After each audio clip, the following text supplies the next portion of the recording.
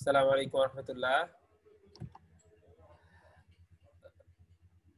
আমরা ক্লাসে আছি। আমাদের আজকে টার্ম 1 এর 24 নম্বর ক্লাস চলছে, 24 নম্বর মডিউলের ক্লাস। তো আজকে ক্লাসে আমাদের একটা অংশ রয়েছে যে সূরা নাস এবং সূরা কাফিরুন, এই দুটো সূরার আলোচনা। গ্রামারে যে পর্যন্ত পড়ানো হয়েছে তা দিয়ে এর বিশ্লেষণ এবং ডিটেইলস বোঝার চেষ্টা। তো আমরা এই অংশটা ফেসবুকে ব্রডকাস্ট করছি। তো যারা ফেসবুকে অ্যাটেন্ড করেছে, আমি একটু জানতে চাবো তাদের থেকে যে সাউন্ড ঠিকভাবে শোনা যাচ্ছে কিনা।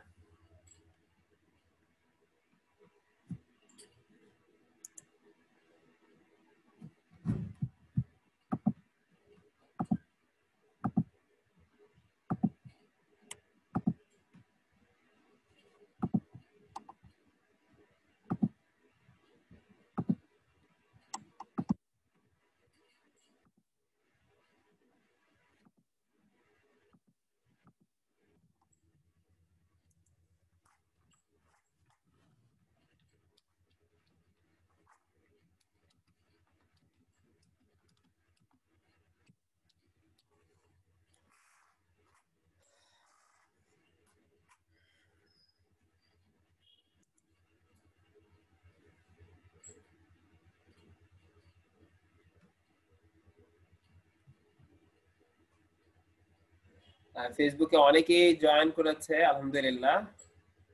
ওকে, সাউন্ড তাহলে ঠিকভাবে শোনা যাচ্ছে। কমেন্টে আমরা দেখতে পাচ্ছি অনেকে বলছে, দ্যাটস গুড, আলহামদুলিল্লাহ। তো আমরা তাহলে শুরু করছি। প্রথমে আমরা সূরা নাস 114 নম্বর সূরা, এই সূরাটা দেখব, এরপরে সূরা কাফিরুন।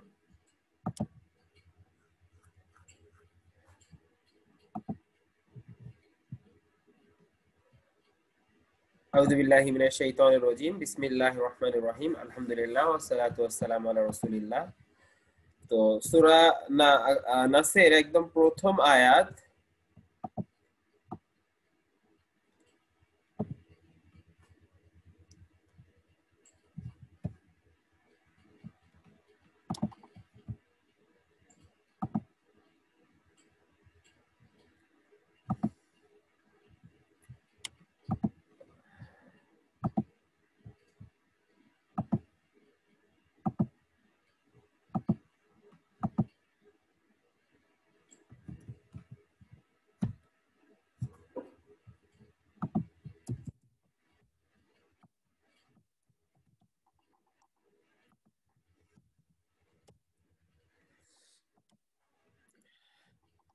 একদম প্রথম আয়াতটা, এখানে আমি এক কাজ করি, আমি আয়াতগুলো আগে নিয়ে আসি, এটা আপনাদের জন্য সহজ হবে।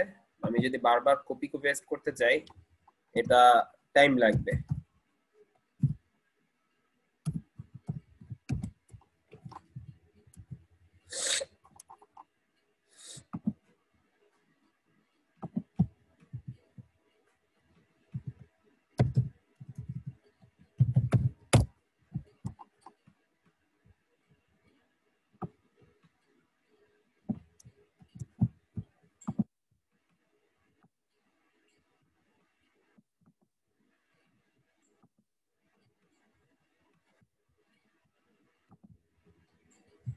ওকে,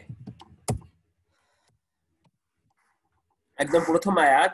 কুল আউযু বিরাব্বিন নাস। এখানে একটু স্পেস দিয়ে দিলে ভালো হবে, বুঝতে সুবিধা হবে। কুল, এরপরে আউযু বিরাব্বি আন-নাসি। আমি আশ্রয় চাচ্ছি মানুষের স্রষ্টার কাছে। এখানে টোটাল একটা, দুটো, তিনটা, চারটা, পাঁচটা শব্দ রয়েছে। প্রথমে রয়েছে কুল। আজকে আপনারা দেখেছেন, যারা ক্লাসে ছিলেন আপনারা, আমি ছাত্রদের বলছি যে আজকে একটা ক্রিয়া এসেছিল কলা।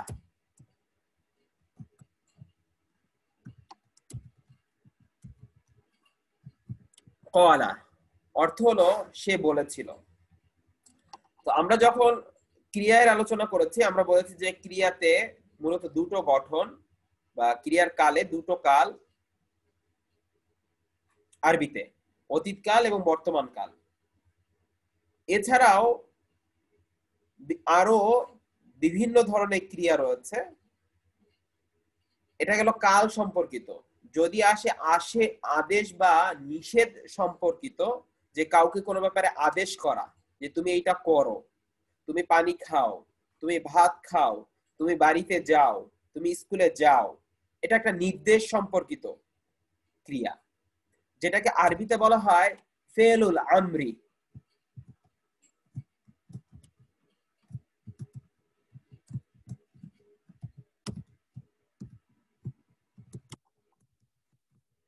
ফেলুল আমরি, আমর শব্দের অর্থ হলো নির্দেশ দেওয়া বা আদেশ দেওয়া। ফেলুল আমরি অর্থ হলো যে ক্রিয়ার মাধ্যমে আদেশ দেওয়া হয়, কোনো ব্যাপারে কোনো আদেশ করা হয়। তো এই আদেশাত্মক গঠনগুলো আমি একটু আগে বললাম যে তুমি যাও, তুমি খাও, তুমি বলো, এই সম্পর্কিত আলোচনা আমাদের সামনে আসবে, ইনশাআল্লাহ সামনে ক্লাসে আসবে।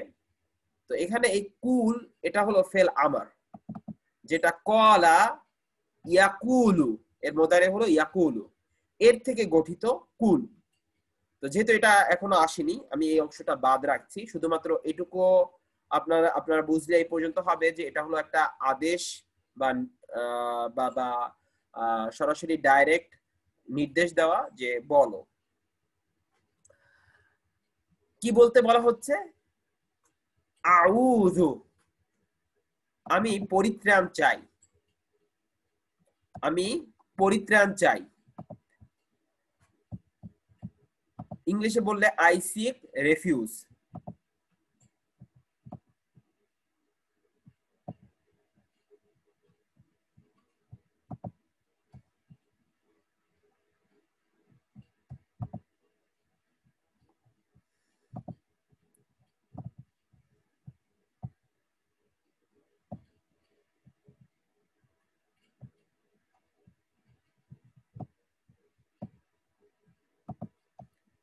আচ্ছা, আমি ট্রান্সলেশনটা এখান থেকে নিচ্ছি কোরআন.কম থেকে, যে আমি আশ্রয় চাচ্ছি।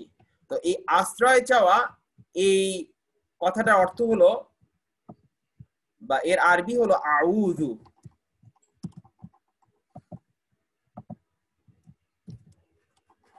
আমি আশ্রয় চাচ্ছি। তো এইটা ফেল মোদারে। তো এখন প্রশ্ন হলো যে এর মাদি গঠনটা কি? আউযু এটা গঠিত হচ্ছে আযা থেকে।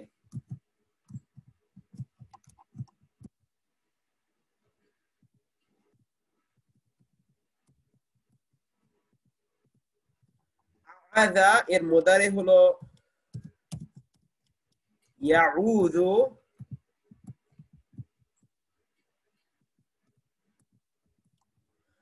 আযা এর মোদারে হলো ইয়াউযু, এবং তার থেকে আউযু, ইয়াউযু, তাউযু, তাউযু, আউযু, নাউযু। অর্থাৎ আমাদের ফার্স্ট কলামের যে ক্রিয়াগুলো ছিল, সেই কলামের ক্রিয়াতে যে পাঁচটা গঠন ছিল ওইখানে, যেমন আপনাদের আজকে ছিল দরাবা, দরাবা ইয়াদরিবু। তো ফার্স্ট কলামে ছিল ইয়াদরিবু, তাদরিবু, তাদরিবু, আদরিবু, নাদরিবু। তো ওই ফার্স্ট কলামের ক্রিয়ার মধ্যে এটা পড়বে আউযু, অর্থাৎ আনা আউযু, আমি আশ্রয় চাই, আমি আশ্রয় চাচ্ছি। এরপরে বলা হচ্ছে বি রব্বি, এখানে বি হলো হারফ জার, রব্বি ইসমুন মাজরুর। আচ্ছা, এটা আমাদের হবে আযা। হ্যাঁ, এটা হবে আযা, আযা ইয়াউযু। আর মূল মূল মূল মাদিটা হলো আযা। আচ্ছা, এরপরে বলা হচ্ছে বি রব্বি, এখানে বি হলো হারফ জার, রব্বি ইসমুন মাজরুর।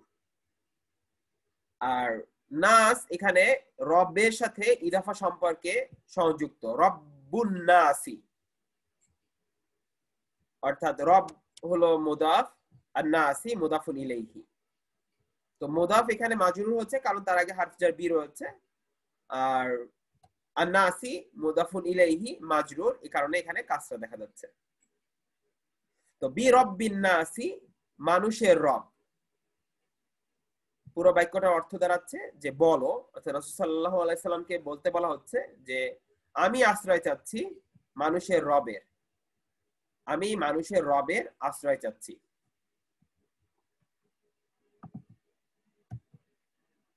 আচ্ছা, এরপরে 2 নম্বর আয়াত। 2 নম্বর আয়াতে বলা হচ্ছে মালিকিন নাস, মানুষের মালিকের কাছে। প্রথমে বলা হচ্ছে রব, এরপরে দ্বিতীয় বাক্যে বলা হচ্ছে মালিকিন নাস, অর্থাৎ মানুষের মালিক বা বাদশা বা অধিপতির কাছে। মালিক শব্দের অর্থ হলো বাদশা বা অধিপতি, যেটাই বলা হোক না কেন।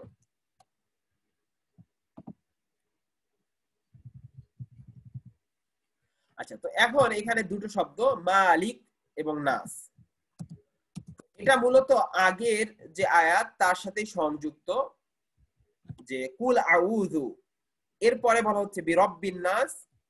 এই বিরব্বিন নাসের পরে এসেছে মালিকিন নাস, অর্থাৎ কুল আউযু বি মালিকিন নাস। অর্থাৎ এর আগে একটা বা রয়েছে, যে বাটা এখানে যে বিরব্বি এই এর সাথে সম্পৃক্ত, বিরব্বিন নাস বিমালিকিন নাস। একইভাবে মালিকি মুদাফ আর নাসি মুদাফুন ইলাইহি। তো এখানে মালিকি কেন হয়েছে? কারণ তার আগে একটা হারফ জার বি রয়েছে, যেটা এখানে অনুজ্জ রয়েছে।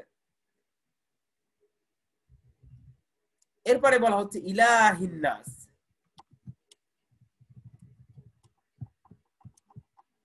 যিনি মানব জাতির উপাস্য, ইলাহ, দ্য গড অফ ম্যানকাইন্ড।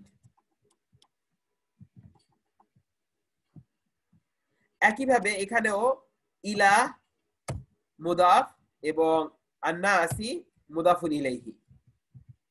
তো ইলাহি কেন হয়েছে? একই কথা, যে এর আগে একটা হারফ জার রয়েছে বি, যেটা অনুজ্জ। একদম শুরুতে যেটা ছিল কুল আউযু বি, ওই বিটা দ্বিতীয় আয়াতে কাউন্ট করা হচ্ছে, যে কারণে মালিকি হয়েছে। তৃতীয় আয়াতেও কাউন্ট করা হচ্ছে, যে কারণে ইলাহি হয়েছে। ইলাহিন নাস, ইলাহি মুদাফ আর নাসি মুদাফুন ইলাইহি। চতুর্থ আয়াত, মিন শাররিল ওয়াসওয়াসিন নাস, আত্ম গোপনকারী কু মন্ত্রদাতার অনিষ্ট থেকে। তো এখানে টোটাল শব্দ রয়েছে মিন, শাররি, ওয়াসওয়াসি, আল খন্নাস। একটা, দুটো, তিনটা, চারটা এখানে ওয়ার্ড রয়েছে।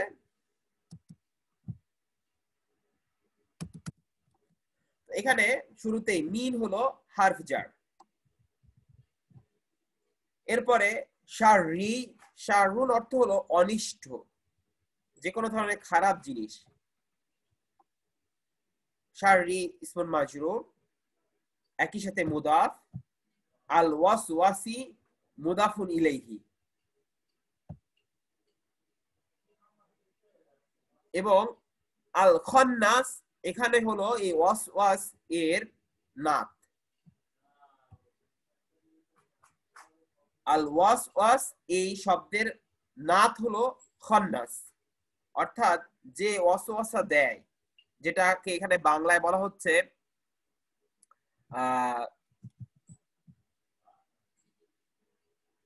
আপনার কুমন্ত্রণাদাতা। কুমন্ত্রণাদাতা যে খারাপ ধরনের চিন্তা ভাবনা মানুষের মাথায় প্রবেশ করায়, যে কোনো ধরনের খারাপ হতে পারে, সকল ধরনের অনিষ্ট, যে একদম শুরুতে বিগের এই যে সিটটা বপন করে, যে বীজটা বপন করে সেটাই হলো এই ওয়াসওয়াসা। অর্থাৎ একদম বিগিনিং এ মানুষের কোনো অ্যাকশনের পূর্বে, কোনো কোনো কোনো অ্যাকশন বা কোনো কাজ করার পূর্বে বা কোনো ধরনের কোনো ব্যাপারে কোনো পদক্ষেপ নেওয়ার পূর্বে প্রথম যেখানে তার চিন্তাটা আসে সেই জায়গাটা আমরা বলতে পারি যে মানুষের থিঙ্কিং এর যে প্লেসটা, চিন্তা ভাবনা করার যে জায়গাটা, সেখানে সে কুমন্ত্রণা দেয়। তো এটাই হলো এই ওয়াসওয়াসা এর অর্থ। আর খন্নাস হলো যে আত্মগোপন করে থাকে।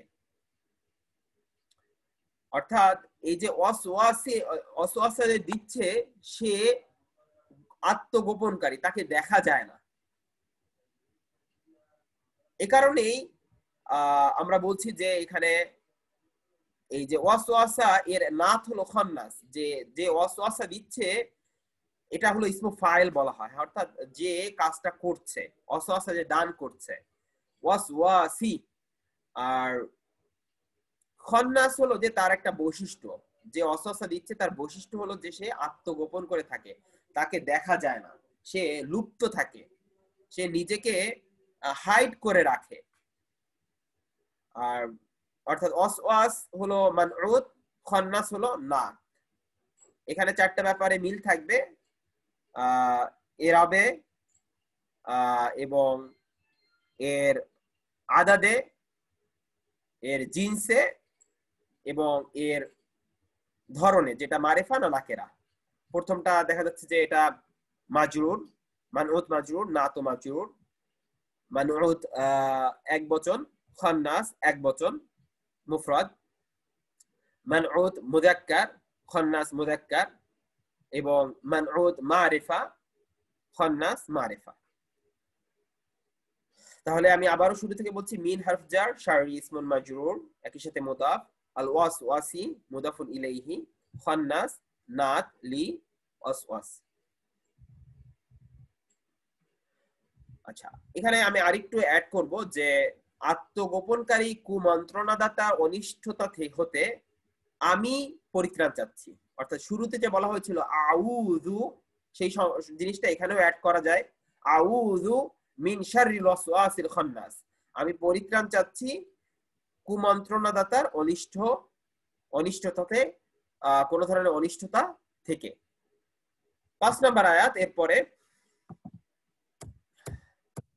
আল্লাযী ওয়াসওয়িসু ফি সুদুরিন নাস, যে মানুষের অন্তরে কুমন্ত্রণা দেয়, যে কুমন্ত্রণা দেয় মানুষের অন্তরে।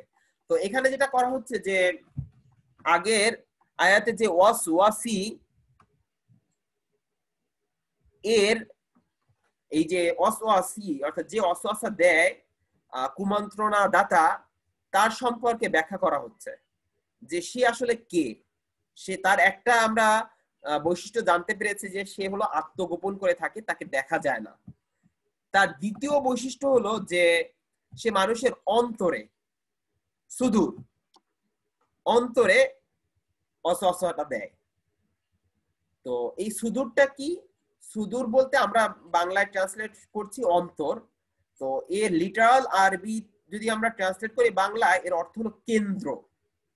মানুষের কেন্দ্রে কুমন্ত্রণা দেয়। তো কেন্দ্রটা আমরা ধরতে পারি যেটা বর্তমান সায়েন্সে আমরা যেটা বলা হয় যে মানুষের চিন্তা ভাবনা মূল সেন্টার হলো তার ব্রেন হতে পারে, সেখানেই সে ওয়াসওয়াসা দেয়। অথবা মানুষের হার্ট বা মাইন্ডে, যে কোনো জায়গাতে যেটা মানুষের একদম সেন্টার। সুদূরের মেইন কথা হলো সেন্টার। তো অর্থাৎ যে মানুষের কেন্দ্রে কুমন্ত্রণা দেয়, একদম মূল সেন্টারে যে কুমন্ত্রণা দেয়, যেখান থেকে মানুষের সকল ধরনের কাজের মূল বীজটা বপন হয়ে থাকে। অর্থাৎ আমি খেতে যাব, এই খাওয়ার জন্য আমি হয়তোবা ভাত নিচ্ছি, তারপরে খাবার নিচ্ছি প্লেটে, কিন্তু এর আগে এই চিন্তাটা যেখানে এসেছে একদম সেন্টারে, যে কেন্দ্রটা, ওই জায়গাটাতে ওয়াসওয়াসাটা শয়তান দিয়ে থাকে। অর্থাৎ মূল যে কেন্দ্রটা, আমি বারবার এই কথাটা এমফাসাইজ করছি যাতে ব্যাপারটা আপনাদের কাছে ক্লিয়ার হয়। আমি একটু যারা ক্লাসে আছে আমি তাদের থেকে জানবো যে এই পর্যন্ত এই 4 নাম্বার আয়াত পর্যন্ত কোনো প্রশ্ন কোনো জিজ্ঞাসা আছে কিনা। যারা ফেসবুকে আছে ফেসবুকে কমেন্টেও জানাতে পারবে।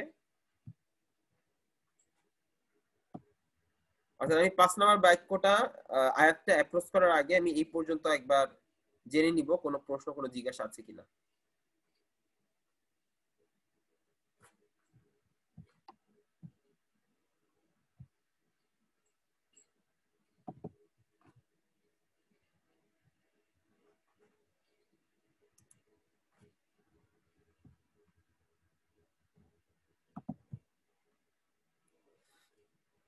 ক্লাসে যারা আছে আমি একটু রেসপন্স জানতে চাচ্ছি, সবাই কি শুনতে পাচ্ছে? ক্লাসে যারা আছে ক্লিয়ার? ওকে, গুড।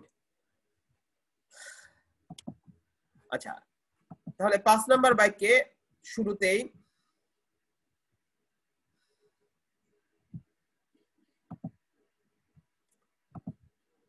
আমরা এখানে সংখ্যা দেখব যে কতগুলো ওয়ার্ড রয়েছে।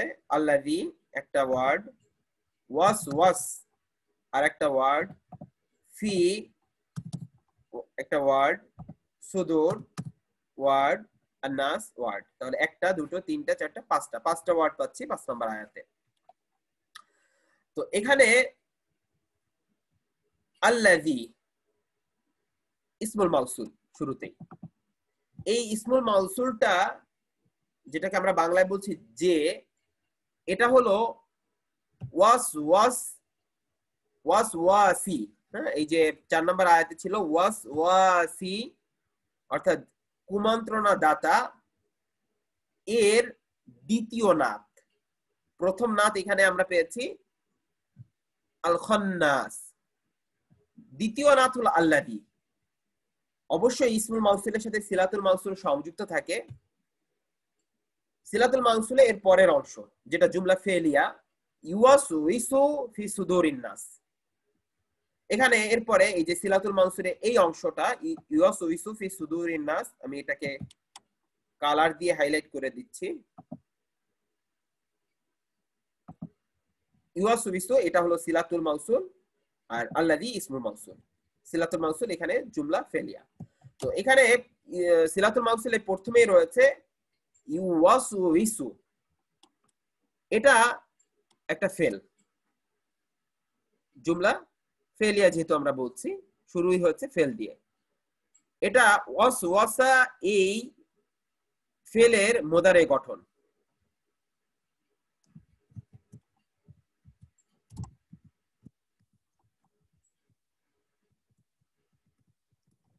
ওয়াসওয়াসা এটা ফেল মাদি, এর থেকে মোদারে হলো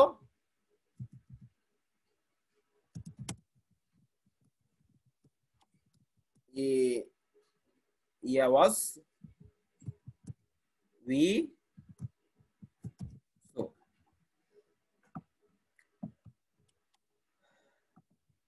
এবং এটা হলো 4 অক্ষর বিশিষ্ট ক্রিয়া, যে আলোচনা এখনো আপনাদের কাছে আসেনি, এটা সামনে ইনশাআল্লাহ আসবে।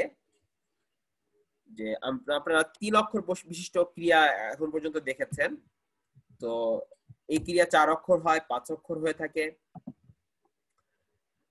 এটা নিয়ে বিস্তারিত আলোচনা সামনে আসবে। যেহেতু এটা বোঝাই যাচ্ছে যে শুরুতে আলামাত মোদারে রয়েছে ইয়া, অর্থাৎ ফেল মোদারে, যেহেতু এইটুকু বোঝা যাচ্ছে দ্যাটস এনাফ ফর ইউ। ফেল মোদারে এটা, ইউয়াসুবিসু অর্থ হলো কুমন্ত্রণা দেয়। তাহলে এটা গেল ফেল মোদারে। এরপরে রয়েছে ফি, অর্থ হলো মধ্যে। কিসের মধ্যে? সুদুরি, কেন্দ্রে। সুদূর কেন্দ্রে, আমি কেন্দ্র এই অর্থটা আমি কেন্দ্র নেব, সো যাতে কোনো কনফিউশন না থাকে। কারণ অন্তর বললে এটা নিয়ে একটা কনফিউশন আছে যে অন্তর বা বক্ষ বললে কারো কারো কথা হলো যে মানুষের চিন্তা ভাবনার জায়গাটা তো অন্তর না বা বক্ষ না, সেটা হলো ব্রেন। তো এরকম একটা কনফিউশন আছে। তো আমি এর মূল অর্থটাই নিচ্ছি। সুদূর অর্থ হলো কেন্দ্র, ফি সুদুরি কেন্দ্রে, ফি হারফ জার, সুদুরি ইসমুন মাজরুর। এরপরে নাসি অর্থাৎ সুদুরুন নাসি, মানুষের কেন্দ্রে। সুদূর মুদাফ আর নাসি মুদাফুন ইলাইহি। অর্থাৎ যে ওয়াসওয়াসা দেয় মানুষের কেন্দ্রে। তাহলে এটা গেল ওয়াসওয়াসি এর সম্পর্কে দ্বিতীয় একটা বর্ণনা, যে কুমন্ত্রণা দাতা এর দ্বিতীয় একটা বৈশিষ্ট্য হলো যে সে যে কুমন্ত্রণাটা দেয় এটা মানুষের একদম কেন্দ্রে দিয়ে থাকে। এরপরে 6 নম্বর আয়াত, মিনাল জিন্নাতি ওয়ান নাসি,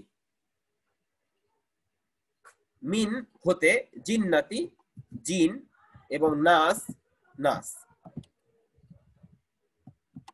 জিনের মধ্য থেকে, জিনের মধ্য হতে এবং মানুষের মধ্য হতে। এবং এটা খুবই একটা গুরুত্বপূর্ণ কনসেপ্ট যে মানুষের যে অবস্থান এই পৃথিবীতে, সেখানে মানুষের সাথে সম্পৃক্ত অন্য যে এন্টিটি রয়েছে সে সম্পর্কে একটা সম্যক ধারণা রাখা। আমাদের জীবনের সাথে ওতপ্রোতভাবে এই জিনের সম্পর্ক রয়েছে, যেটা আত্মগোপন করে থাকে। জিন শব্দের অর্থই হলো আত্মগোপনকারী, যাকে দেখা যায় না, মানুষ দেখতে পায় না। খুবই গুরুত্বপূর্ণ যে এ সম্পর্কে একটা সম্যক ধারণা রাখা, তা না হলে আমাদের ভুল পথে পরিচালিত হওয়ার সম্ভাবনা অনেক বেশি।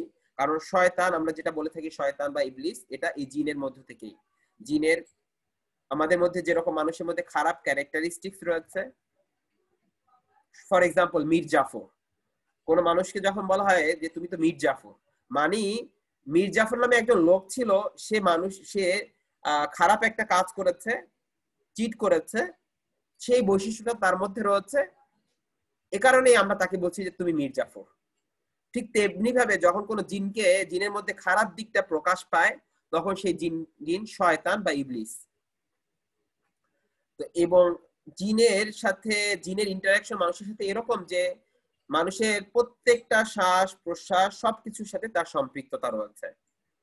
আনলেস যদি মানুষ তাকে, তার খারাপ দিকটাকে দূরে সরিয়ে না রাখে, তাহলে সেই খারাপ দিকটা মানুষকে ওভার পাওয়ার করে নেয় এবং মানুষ দেখা যায় যে সে নিজেই খারাপ একজন মানুষে পরিণত হয়েছে, একদম দেখা যাচ্ছে যে সে নষ্টই হয়ে গিয়েছে।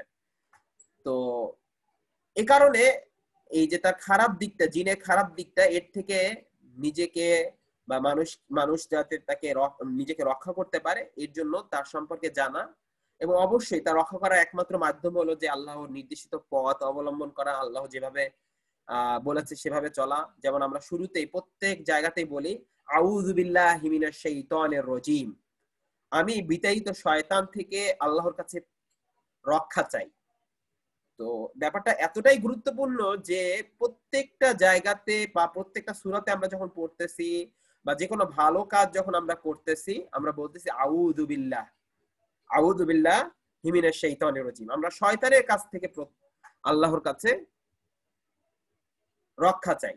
তো এই শয়তান কে, তার ক্যারেক্টারিস্টিক্স কি, কিছুটা বাংলায় যদি আমরা মিলাই, আমি যেমন একটু আগে বললাম যে মীর জাফরকে যদি কেউ না চেনে, না জানে যে সে কি করেছিল, তার বৈশিষ্ট্যটা কি, তাহলে কিন্তু মানুষ বুঝতেই পারবে না যে অন্য কারো একজনকে যখন বলা হচ্ছে যে মীর জাফর, তার মধ্যে সেই বৈশিষ্ট্য রয়েছে, সে বুঝতে পারবে না আসলে মীর জাফরটা কি। ঠিক একইভাবে শয়তান সম্পর্কে জিনের এই দিকটা আমাদেরকে জেনে রাখতে হবে, জানতে হবে, তা না হলে ভুল পথে পা দেওয়ার, ভুল দিকে চলার অনেক বেশি সম্ভাবনা। তো যাই হোক, এখানে 6 নম্বর আয়াতে আল্লাহ তাআলা সর্বশেষ বলছেন মিনাল জিন্নাতি ওয়ান নাস। এখানে জিন বলতে কাদেরকে বোঝানো হচ্ছে? শয়তানের খারাপ দিকটা, যে জিনরা মানুষের অন্তরে কুমন্ত্রণা দেয়, তাদের থেকে আল্লাহ তাআলা এখানে আশ্রয় চাওয়ার কথা বলছেন। একদম শুরুতে এসেছে জিন, কারণ কুমন্ত্রণা কে দেয়, আত্মগোপন করে কে থাকে? জিন আত্মগোপন করে থাকে, জিন কুমন্ত্রণা দেয়। অর্থাৎ জিনের মধ্যে যে ইবলিস দিকটা রয়েছে, যে খারাপ দিকটা রয়েছে, সেই দিকটা যখন সে অ্যাপ্লাই করে, তখন তার থেকে মানুষের অনিষ্ট হয়।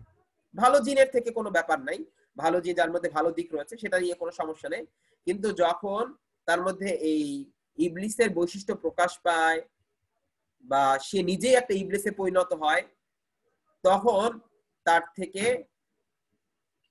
মানুষের অনিষ্ট হওয়ার অনেক সুযোগ। তো সেটাই এখানে বলা হচ্ছে মিনাল জিন্নাতি ওয়ান নাসি। তো প্রথমে আল্লাহ তাআলা বলছেন যে জিনদের থেকে, এরপরে বলেছেন মানুষের থেকে, অর্থাৎ মানুষের মধ্যেও শয়তান রয়েছে। মানুষের মধ্যে শয়তান কিরকম, যেমন আমি একটু আগে বললাম যে মীর জাফর, সহজ একটা এক্সাম্পল যেটা সহজেই বোঝা যাবে, যার মধ্যে দেখা যাচ্ছে যে প্রত্যেকটা কাজে চলা ফেরাতে এই মীর জাফরের ক্যারেক্টারিস্টিক্স রয়েছে, মানুষের সাথে ডিলিংসে চলা ফেরাতে সবকিছুতে, তখন সে নিজেই একটা মীর জাফর।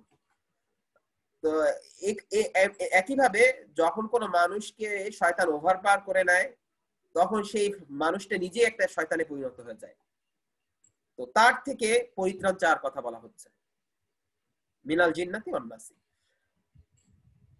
এই হলো সূরা আন-নাস।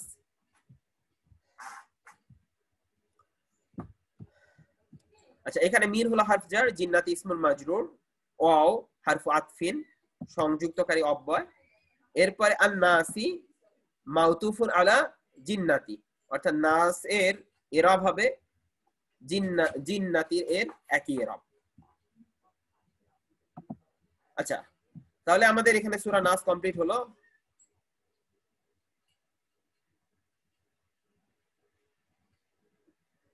কারো কোনো প্রশ্ন, কোনো জিজ্ঞাসা?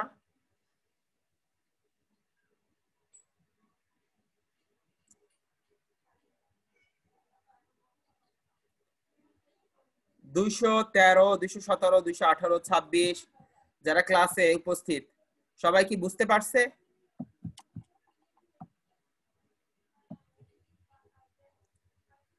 সকলে ক্লাসে যারা আছে রেসপন্স করবে।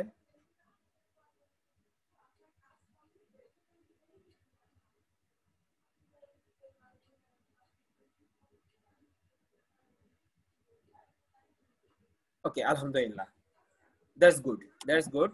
তো আমরা এরপরে সূরা আল কাফিরুনে যাচ্ছি। আলহামদুলিল্লাহ, আপনাদের যে পর্যন্ত পড়ানো হচ্ছে, গ্রামারের যতটুকু আলোচনা করা হয়েছে, তাতে এই সূরাগুলো ইজিলি এখন বুঝতে পারা যাবে, এখানে আর কোনো কঠিনতা নাই।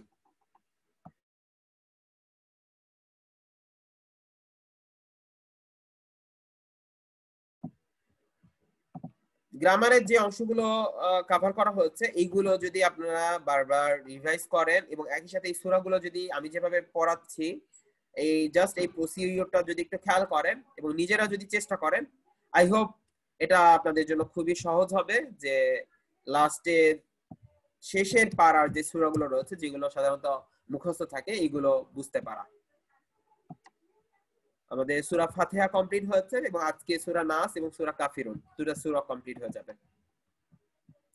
একই প্রসেসে আপনারা নিজেরা অন্য সূরাগুলো চেষ্টা করবেন।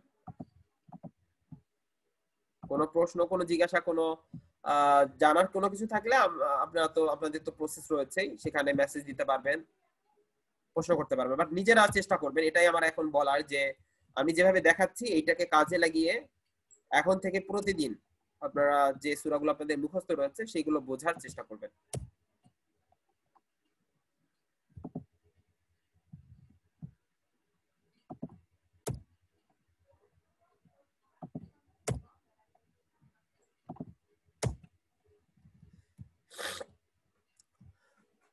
সূরা কাফিরুন 109 নম্বর সূরা, টোটাল 6টা আয়াত।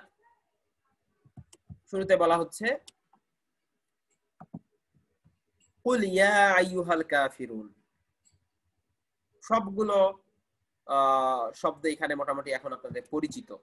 একটু আগে কুল নিয়ে পরিচয় হয়েছে, যে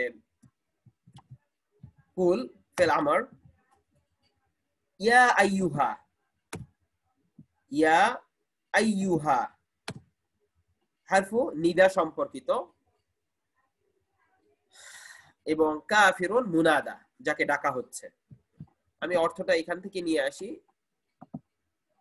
quran.com থেকে, সো দ্যাট কোনো কনফিউশন থাকবে না।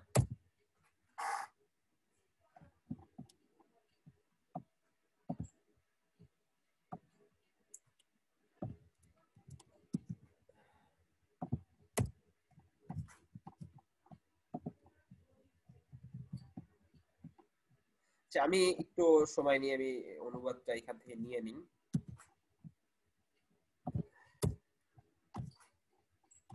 না হলে প্রত্যেকটা আয়াত শেষ করে এটা একটা বিঘ্নতা ঘটে। এখানে যেটা করতে হবে আপনাদের হয়তোবা অনেকগুলো শব্দ নতুন, একদম সম্পূর্ণ নতুন, এই শব্দগুলোকে অর্থ সহ মনে রাখতে হবে। শব্দগুলো হয়তোবা আপনাদের মুখস্থ, যেহেতু সূরাগুলো মুখস্থ, জাস্ট এর সাথে অর্থটা মুখস্থ করে ফেলতে হবে। অর্থ মুখস্থ করার সব থেকে সহজ প্রসেস হলো যে 5 ওয়াক্ত সালাতে প্রতিদিন একটা করে সূরা নেওয়া এবং ওই একটা করে সূরা প্রতিদিন 5 ওয়াক্ত সালাতে বারবার রিপিট করা,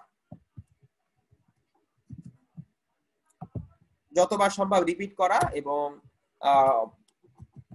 অবশ্যই তার আগে সূরার অর্থটা, শব্দের অর্থটা দেখে নেওয়া। তো যখন প্রতিদিন ওই সূরাটা রিপিট করা হবে, ইজিলি এই শব্দগুলো মুখস্থ হয়ে যাবে। এবং যেটা সবথেকে গুরুত্বপূর্ণ, যখন সালাতে সূরা পড়া হয় তখন যদি অর্থ না জানা থাকে, এটা একটা ডিজাস্টার। দেখা যাবে যে কনসেন্ট্রেশন আসবে না, বা কি বলা হচ্ছে এটাও বুঝতে পারা যাবে না। এটাও এক ধরনের কনসেন্ট্রেশন না রাখার, না কনসেন্ট্রেশন না রাখতে পারার একটা বড় কারণ। সো অর্থগুলো মাথায় রাখতে হবে, এটা সব দিক থেকে হেল্পফুল হবে ইনশাআল্লাহ।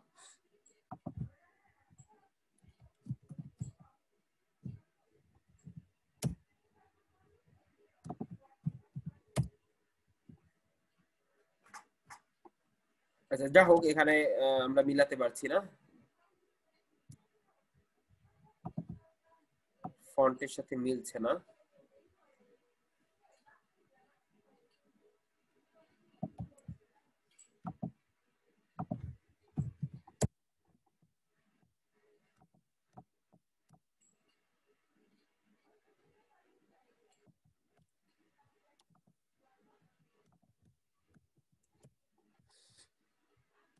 আচ্ছা, এবং একই সাথে আরেকটা কাজ,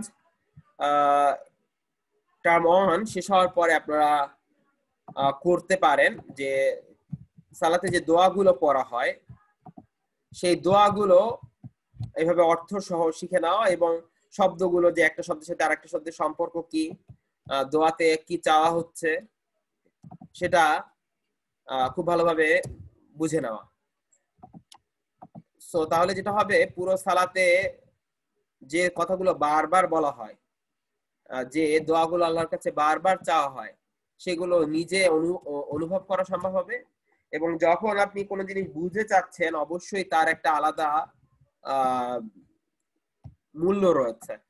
একটা জিনিস না বুঝে জাস্ট তোতা পাখির মতো চাওয়া বলা, সেটা একটা দিক। আর একটা হলো যে আপনি বুঝে আল্লাহর কাছে চাচ্ছেন, তখন তার আর একটা ইম্পর্টেন্স রয়েছে। সো এটা তেমন আমাদের 35টা ক্লাস, এগুলো শেষ হয়ে গেলে ইনশাল্লাহ আরো সহজ হয়ে যাবে, তখন আপনারা নিজেরাই পারবেন ইনশাল্লাহ। আচ্ছা, শুরুতে প্রথম আয়াত, কুল ইয়া আইয়ুহাল কাফিরুন। তো এখানে কুল, ইয়া, আইয়ুহা, কাফিরুন, 4টা ওয়ার্ড। কুল অর্থ হলো বলো, ইয়া আইয়ুহা একসাথে অর্থ হলো হে, আল কাফিরুন কাফেররা। কুল ইয়া আইয়ুহা এটা ডাকা হচ্ছে, ইয়া ইয়া হলো হারফু নিদা, এবং আইয়ুহা হলো মূলত মুনাদা। আল কাফিরুনকে আমরা বলতে পারি বাদাল।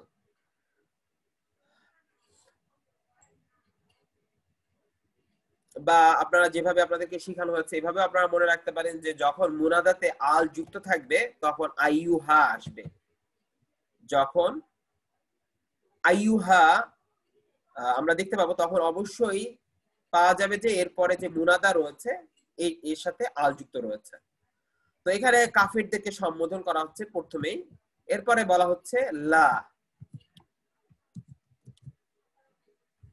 লা আবুদু দ্বিতীয় শব্দ, মা তৃতীয় শব্দ, তা'বুদুন।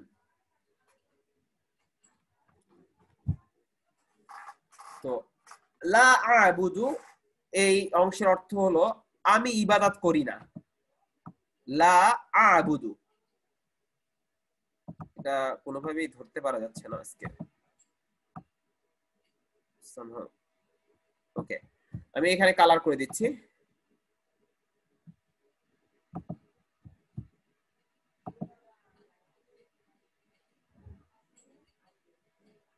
লা আবুদু, আমি ইবাদত করি না। মা তা'বুদুন, যার তোমরা ইবাদত করো। তো এই যে আবাদা, এখানে দুটো, যে এখানে দুটোই যে ক্রিয়া রয়েছে, আবুদু এবং তা'বুদুন, দুটোই হলো একই ক্রিয়া থেকে গঠিত, আবাদা ক্রিয়া থেকে।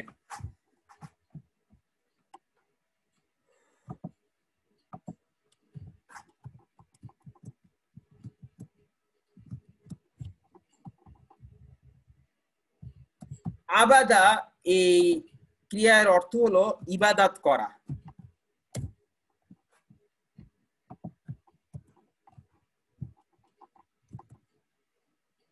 এবং এর মুদারে হলো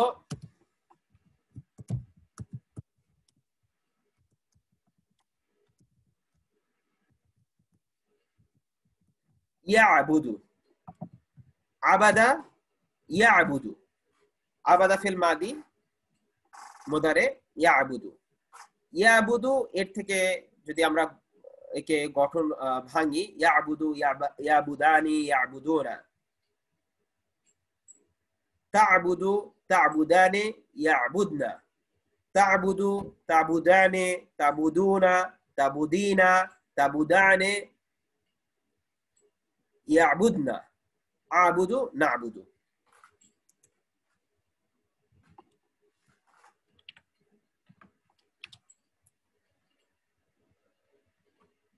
অর্থাৎ একদম শুরুতেই প্রথম যে কলামটা, আপনারা যে কলাম হিসেবে যেভাবে আপনাদেরকে শেখানো হচ্ছে, সেই কলামের ফার্স্ট কলামে যে ক্রিয়াগুলো রয়েছে সেখানেই রয়েছে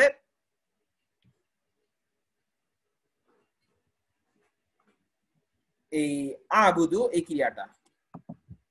আবাদা ইয়াবুদু, ইয়াবুদু, তা'বুদু, তা'বুদু, আবুদু, না'বুদু। তো আনা আবুদু, আমি ইবাদত করি।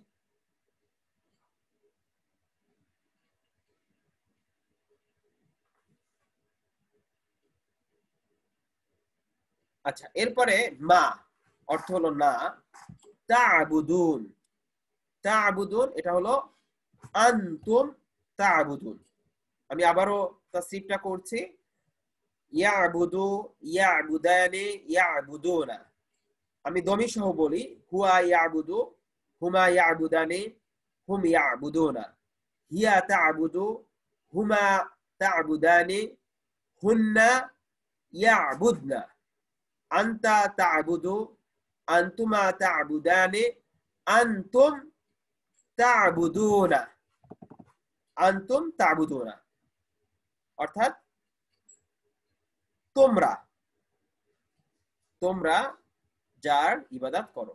এর পরের অংশে রয়েছে আনতি তা'বুদিনা, আনতুমা তা'বুদানে, আনতুন্না তা'বুদনা। আনা আ'বুদু, নাহনু না'বুদু।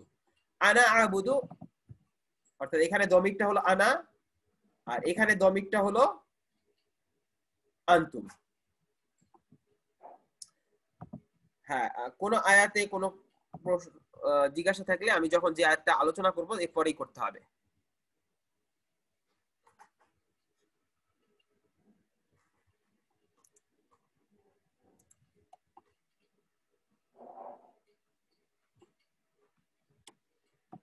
ওকে, তাহলে 2 নাম্বার আয়াত গেল। এরপরে বলা হচ্ছে 3 নাম্বার আয়াতে ওয়ালা আনতুম আবিদুনা মা আবুদ। এখানে অক্ষর রয়েছে ওয়াও, লা দুটো, আনতুম তৃতীয়, চতুর্থ হলো আবিদুনা পঞ্চম, মা ষষ্ঠ, আবুদু। এরপরে বলা হচ্ছে যে ওয়ালা আনতুম, না তোমরা। লা অর্থ না, অ অর্থ হলো এবং, আনতুম দমিরুন মুনফাসিলুন তোমরা, আবিদুনা। আপনাদের এই জিনিসটা নিয়ে এখনো আলোচনা আসেনি। আমি যেটা একটু আগে বলছিলাম সম্ভবত আগের সূরাতে, হ্যাঁ, ওয়াসওয়াসা বলতে যে আমি বলেছিলাম যে ইসমু ফাইল, এটা সামনে আসবে।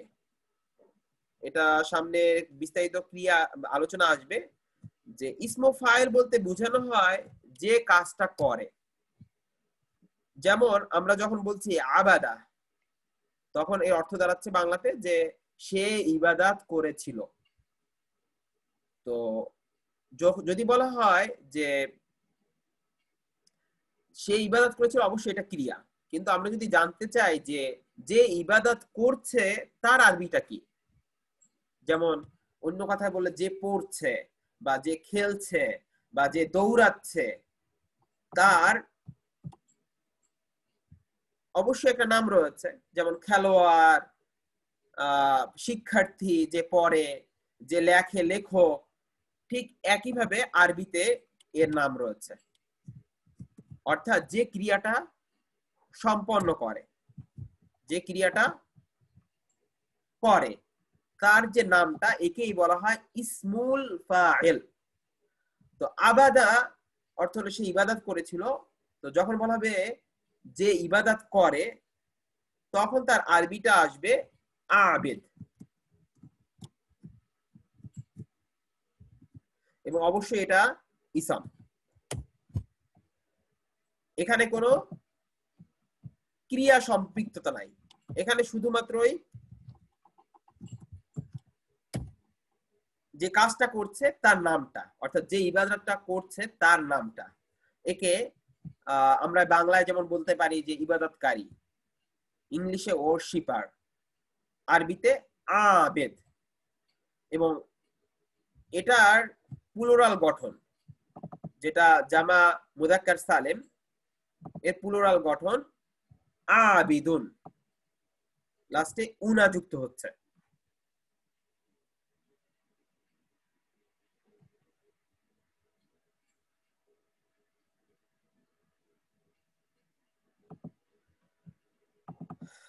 আচ্ছা, তাহলে এটা অবশ্যই জুমলা ইসমিয়া।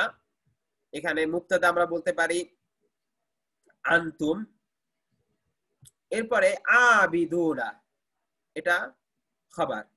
ওয়ালা আনতুম আবিদুনা, এবং তোমরা ইবাদতকারী নয়, তোমরা ইবাদতকারী নয়। ইউ আর নট দা ওরশিপার, তোমরা ইবাদতকারী নয়। এরপরে বলা হচ্ছে মা আবুদ, যা আমি, যা ইবাদত আমি করি। এখানে মা ইসমু মাউসুল অর্থে এসেছে, অর্থাৎ এটা নাবোধক অর্থে আসেনি। আপনারা ক্লাসে দেখেছেন যে মা এর বিভিন্ন ব্যবহার রয়েছে, কখনো মা মাউসুলা, কখনো মা মাল ইস্তেফাম, প্রশ্ন করার জন্য মা ব্যবহৃত হয়, কখনো ইসমু মাউসুল হিসেবে মা ব্যবহৃত হয়, কখনো মা নাবোধক অর্থে ব্যবহৃত হয়। তো এখানে মা ব্যবহৃত হচ্ছে আল্লাযী অর্থে, অর্থাৎ ইসমু মাউসুল অর্থে। এটা সহজেই বোঝা যাবে যদি মা এর পরিবর্তে আল্লাযী বসানো হয়, অর্থাৎ লা ওয়ালা আনতুম আবিদুনা আল্লাযী আবুদু, যার ইবাদত আমি করি। তো এই যে মা এখানে ইসমু মাউসুল, এটা আবিদুন এর নাত, এবং এই ইসমুল মাউসুলের সিলা হলো আবুদু, যেটা আবাদা ক্রিয়া এর মুদারে গঠন। আবাদা ইয়াবুদু, ইয়াবুদু তাবুদু, তাবুদু আবুদু, নাবুদু, আনা আবুদু।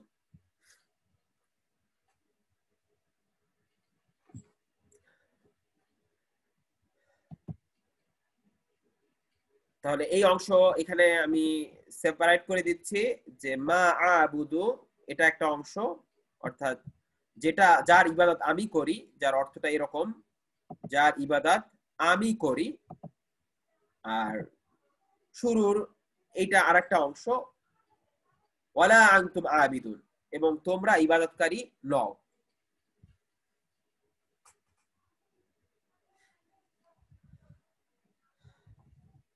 3 নাম্বার আয়াতটা কি সবার কাছে ক্লিয়ার হচ্ছে?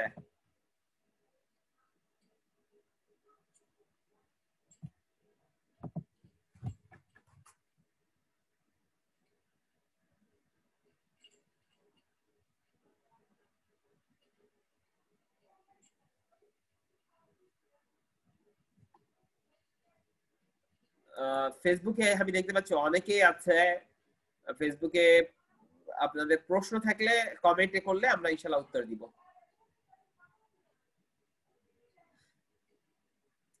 ওকে, গুড। সকলে পজিটিভ অ্যান্সার, দ্যাটস গুড। তাহলে এখানে পাওয়া গেল যে এই 3 নম্বর আয়াতে যে জুমলা ইসমিয়া আনতুম ওয়ালা আনতুম, এখানে লা হলো যে লা না বোধক করার জন্য ব্যবহৃত লা, লা নাফিয়া, এবং আনতুম হলো মুবতাদা, আবিদুন খাবার, মা ইসমুল মাউসুল, আবুদু সিলাতুল মাউসুল।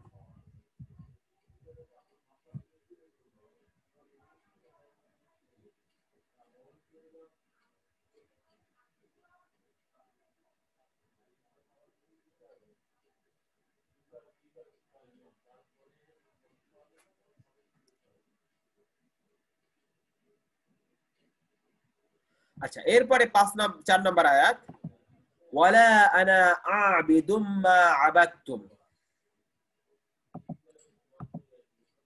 এবং আমি ইবাদতকারী নই তার যার ইবাদত তোমরা করে আসছো। ওয়াও, এখানে একটা অক্ষর লা দ্বিতীয় অক্ষর, আনা তৃতীয় অক্ষর, আবিদুন চতুর্থ অক্ষর, মা পঞ্চম, আবাদতুম ষষ্ঠ। ওয়াও হারফু আতফিন অর্থ এবং, লা নই নাবোধক, আনা আমি জুমলা ইসমিয়া, আনা মুবতাদা, আবিদুন ইবাদতকারী ওরশিপার, এটা হলো খবর, মা ইসমুল মাউসুল, এবং আবাদতুম সিলাতুল মাউসুল।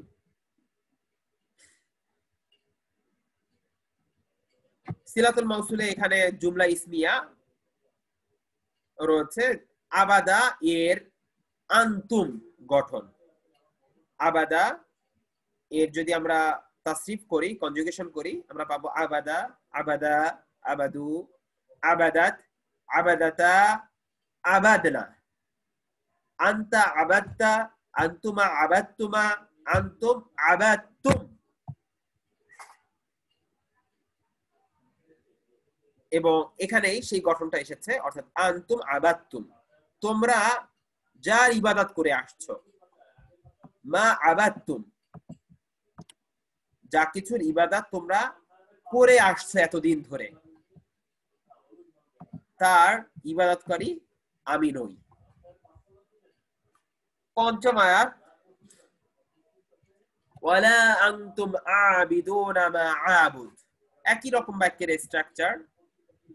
এখানে ওয়াও একইভাবে এবং, লা নই, আনতুম বা নও, এখানে বাংলা অর্থ নও, আনতুম তোমরা যেটা মুবতাদা, আবিদুনা ইবাদতকারী খবর, মা ইসমুল মাউসুল, আবুদু ফেল মুদারে, আনা এর জন্য গঠন হলো আবাদা ইয়াবুদু, এর আনা গঠন আবুদু। আবুদু আমি ইবাদত করি, মা আবুদু যার ইবাদত আমি করি, তার ইবাদতকারী তোমরা নয়, বা তার ইবাদতকারী তোমরা নও। এখানে ছিল অতীতকাল, এখানে এসেছে বর্তমান কাল। 6 নম্বর আয়াত, লাকুম দীনুকুম ওয়ালিয়া দীন। আমাদের সোসাইটিতে এই কথাটা অনেক বেশি শোনা যায়, যে তোমার দিন তোমার কাছে, আমার দিন আমার কাছে। তারপরে বিভিন্ন উৎসব পর্বত, বিভিন্ন ব্যাপারে সবাই একসাথে মিলেমিশে থাকা, এরকম একটা ব্যাপার কাজ করে। কিন্তু কোরআনে এই মেসেজটা কি একটু যদি ভালোভাবে লক্ষ্য করা হয়, 5 নাম্বার এই 5টা আয়াতে কি বলা হচ্ছে, আল্লাহ রাসূল সাল্লাল্লাহু আলাইহি ওয়াসাল্লামকে আল্লাহ কি বলতে যাচ্ছেন, তাহলে সকল সংশয় দূর হয়ে যাবে, কোনো ধরনের কোনো সংশয় আসবে না।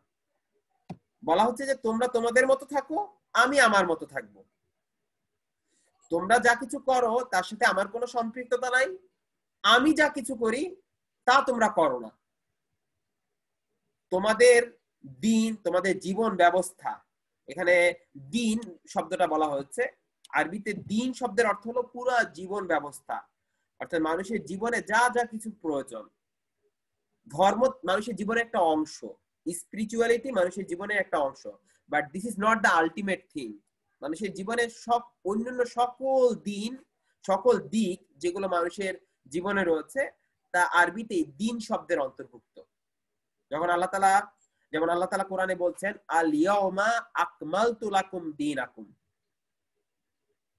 আজ আমি তোমাদের জীবন ব্যবস্থা পূর্ণাঙ্গ করলাম।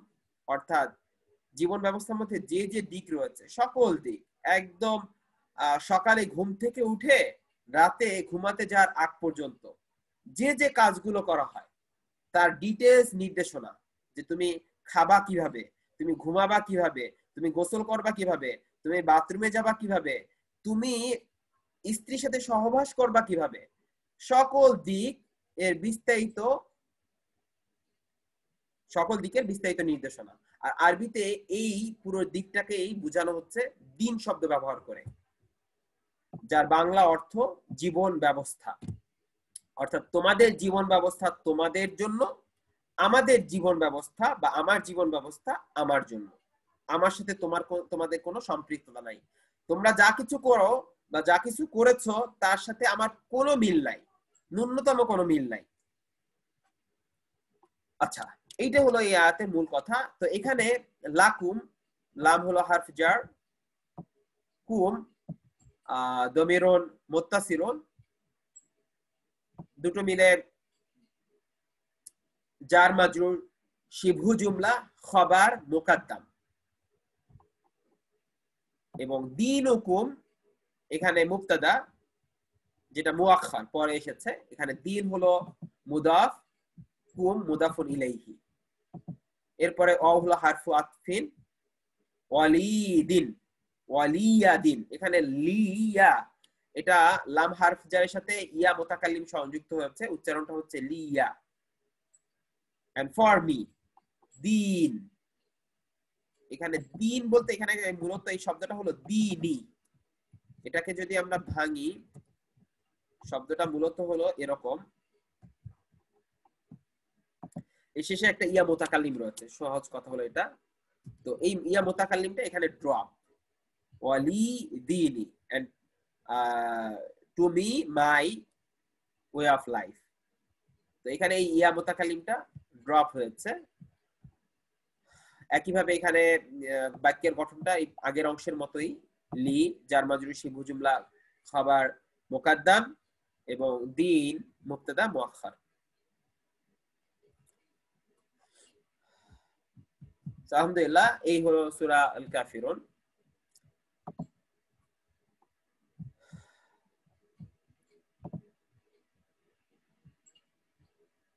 আচ্ছা, যারা আছে সবার কাছে আমি আরেকবার জানতে চাবো যে এই সূরার আলোচনাটা সকলের কাছে ক্লিয়ার হচ্ছে কিনা।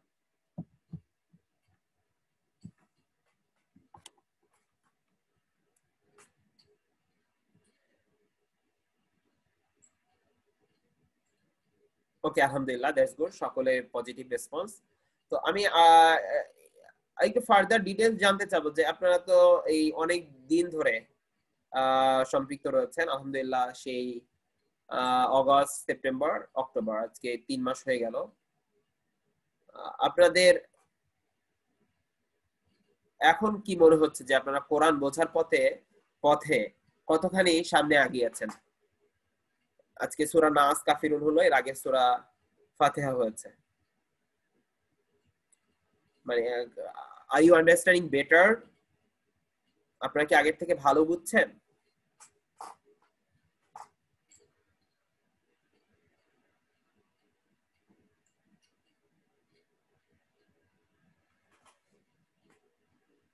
আলহামদুলিল্লাহ, অনেক কিছু আগের থেকে ভালো বোঝা যাচ্ছে। That's good, that's the aim of this program. আমাদের প্রোগ্রামটা মূল লক্ষ্যই এইটা যে কোরআনের আন্ডারস্ট্যান্ডিংটা বেটার করা এবং এর ফিউচার একটা ইম্প্যাক্ট সোসাইটিতে ক্রিয়েট করা, if Allah give us that ability. আল্লাহ যদি আমাদের সেই তৌফিক দেয় সেই রকম একটা পর্যায়ে নিয়ে যাওয়া। তো আপনারা হলেন এর ধারক, আপনারা নিজেরা শিখবেন এবং অবশ্যই এই যে শেখার প্রসিডিউরটা আয়ত্তে নিয়ে অন্যদেরকে এই জ্ঞানটা পৌঁছে দিবেন। তো আলহামদুলিল্লাহ আপনাদের পজিটিভ রেসপন্স, আপনাদের এই পজিটিভ কথাগুলো অনেক বেশি আনন্দ দেয়, কারণ পুরো ব্যবস্থাটাই এইটুকু দেখার জন্য। আল্লাহ কবুল করুক। তাহলে আজকে আমাদের ক্লাস এই পর্যন্তই। ইনশাআল্লাহ পরবর্তী ক্লাস শুক্রবারে। সকলে সে পর্যন্ত ভালো থাকবেন এই প্রত্যাশা। হাযা ওয়া সাল্লাল্লাহু সাল্লাম আলা নবিয়িনা মুহাম্মদ ওয়া আলা আলিহি ওয়া সাহবিহি আজমাইন। আসসালামু আলাইকুম ওয়া রাহমাতুল্লাহ।